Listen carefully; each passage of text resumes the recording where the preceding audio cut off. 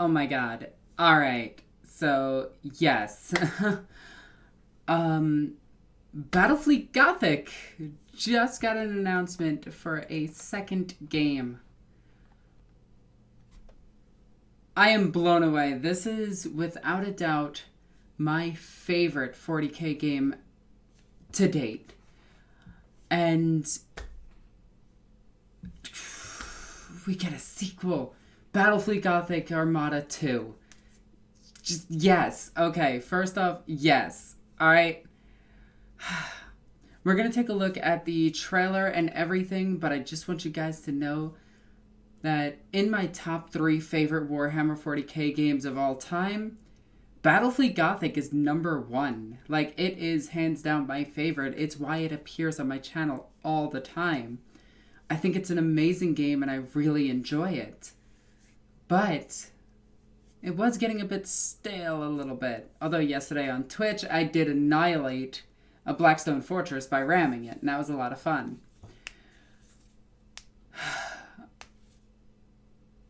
Oh my god. So, we're going to take a look at the trailer, and my hype is extreme right now. So if this is loud, I do apologize. I really hope that all the volume levels are correct. So let's take a look. An icon will fall. Oh, Blackstone Fortress crashed into the ground.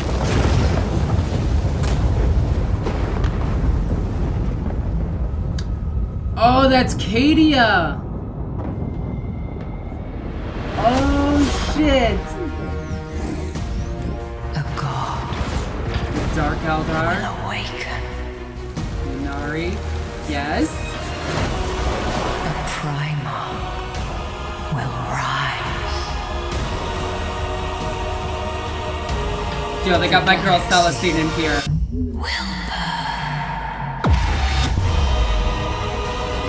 Mechanicum.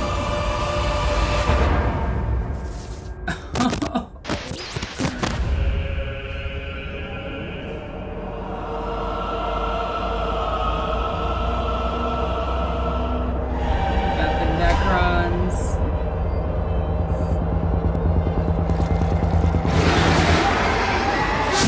And the Nids.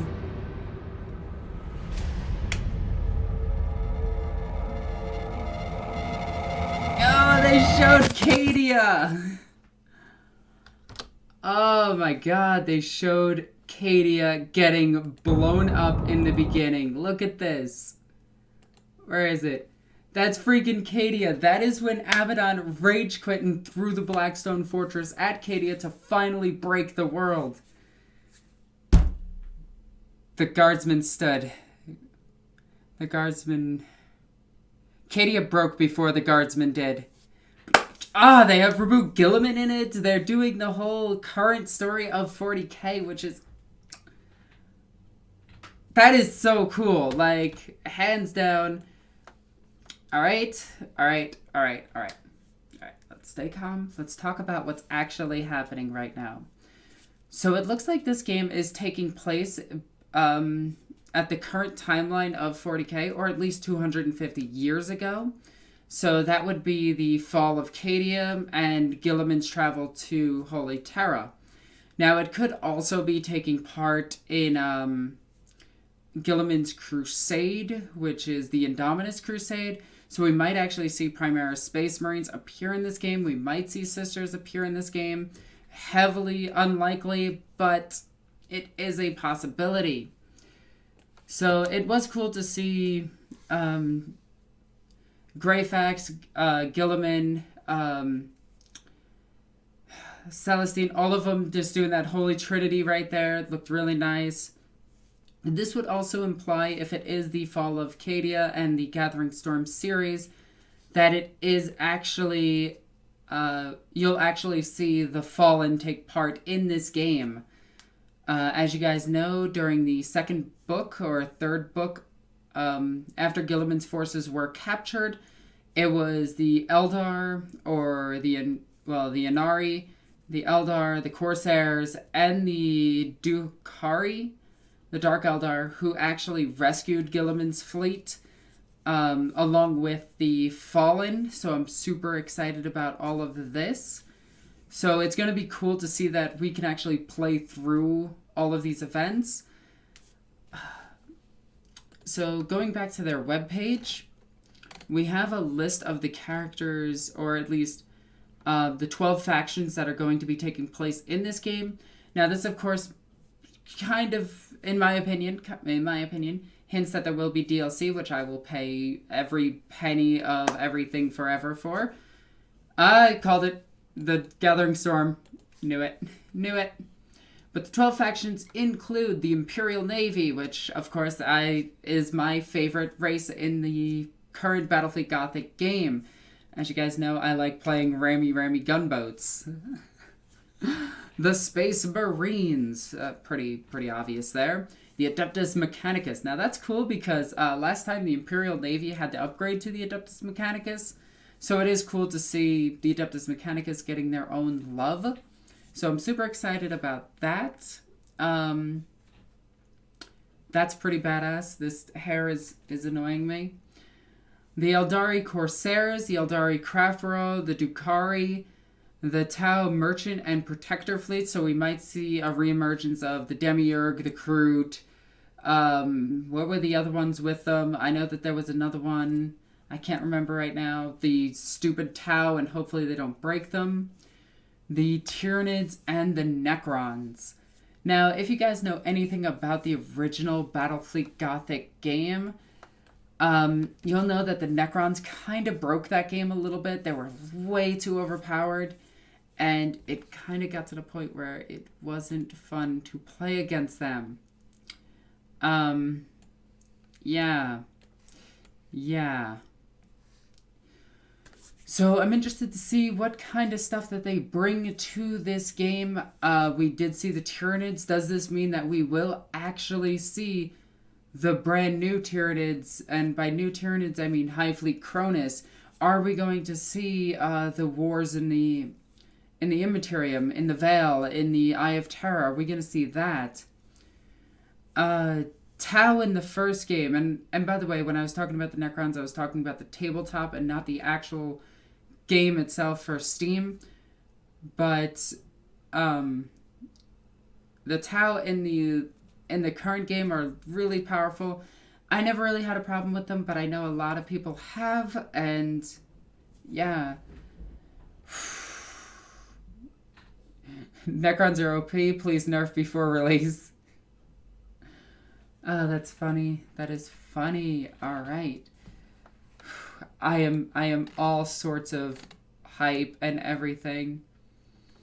With the bigger battles, this is something that was one of my main complaints. They cap you at 700 during the main gameplay, and that kind of got a little bit annoying. It didn't feel like you had your full force to bear. So if they go up to like 1,000, 2,000 points, I'd be super excited. Let's see. Refined gameplay. I thought the gameplay was really good. I'm hoping for more spaceship porn, because that's, yes. Improved multiplayer. I thought the multiplayer of the last one was fine. As I said, Battlefleet Gothic Armada is one of my favorite games of all time. It is hands down in my top 3 favorite Warhammer 40k games.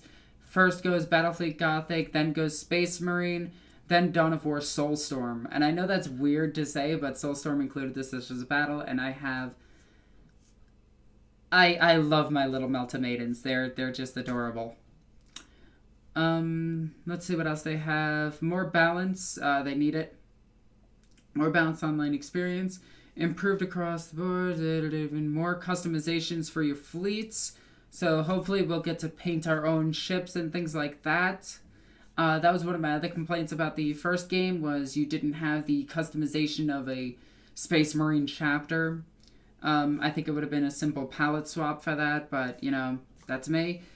Battlefleet Gothic Armada 2 promises to be the ultimate Warhammer 40k battle experience. Well, considering that all of the other big battle games have been canceled for 40k, it's not really that hard to compare that. But I'm still super excited. Dramatic story. Now, this also hints at possibly a tabletop game. So I'm super excited about that.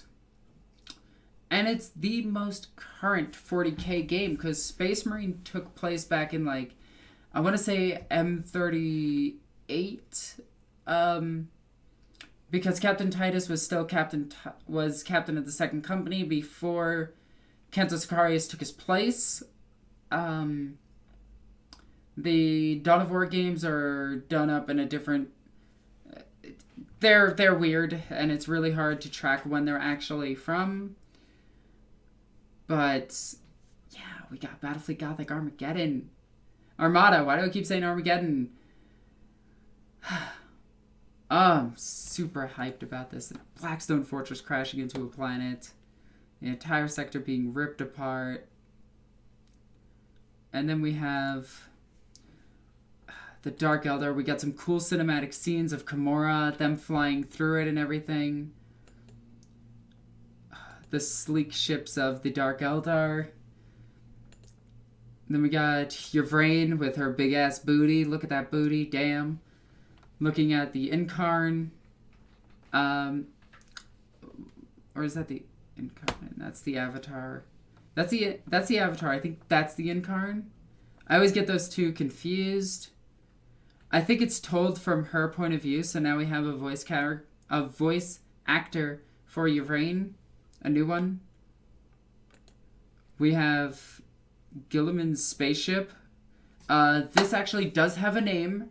I can't remember the Ultramarines flagship's name, but it does have a name, and it was lost in a warp for a while, and they got it back somehow. So maybe this game actually explains that.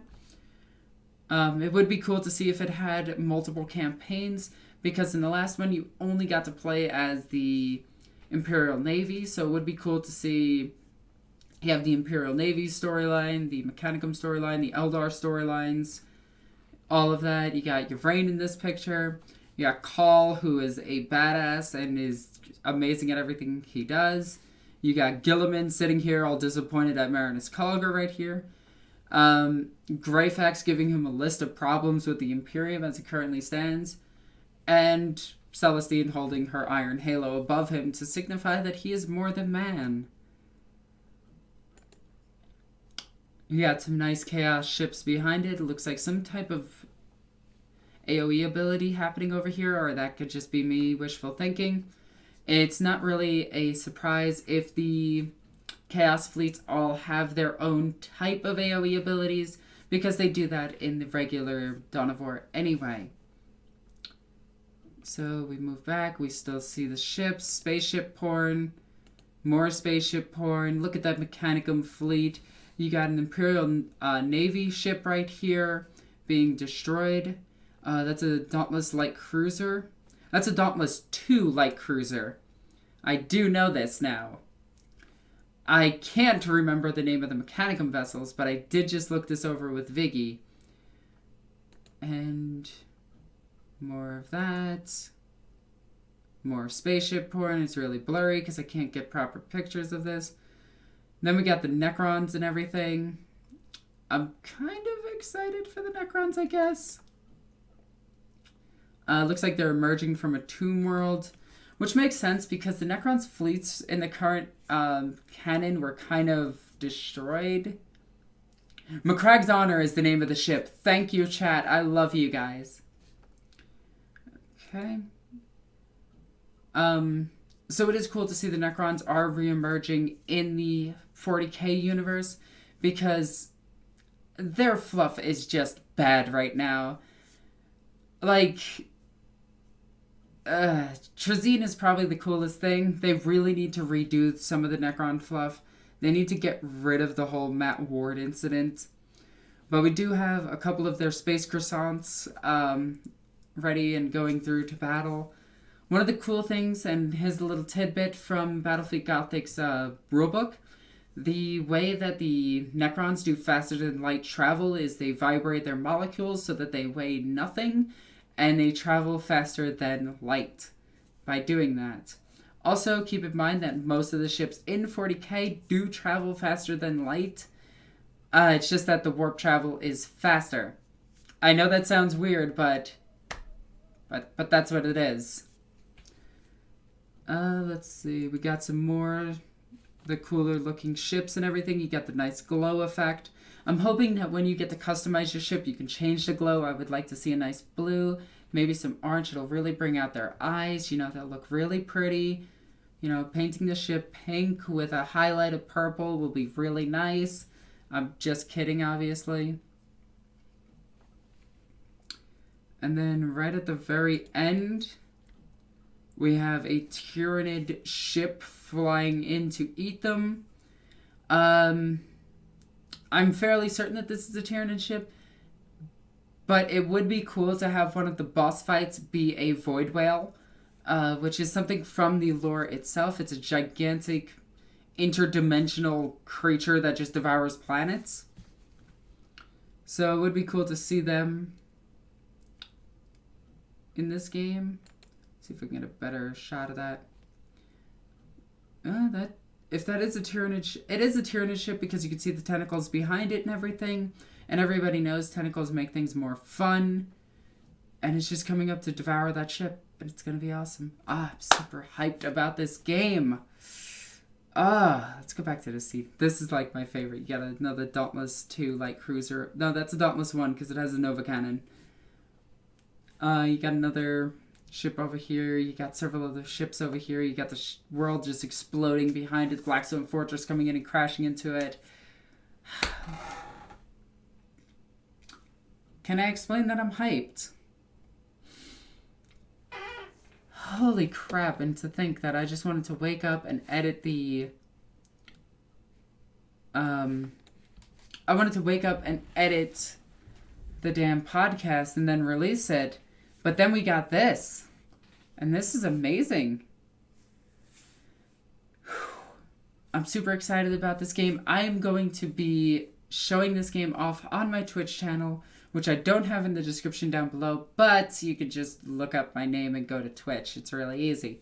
I'm going to be live streaming a lot more on that platform because I kind of want to do more gaming on there and do more videos on YouTube. I'm not changing my presence. I will be more predominantly on YouTube.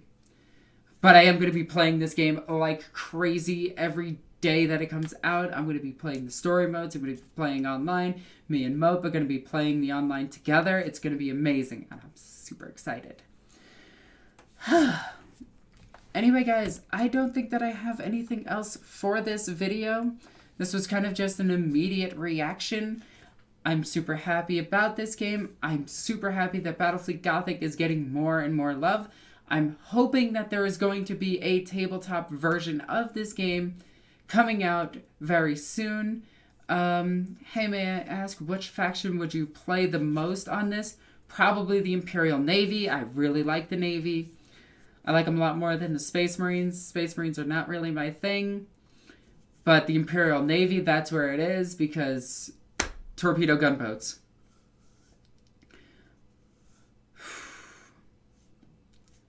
Ego, what's your opinion on the Horus Heresy VR game? I have yet to actually look into it. I really should. I don't have a VR. What game is... I think you mean what game is this? It's Battlefleet Gothic Armada 2. Damn, I am happy.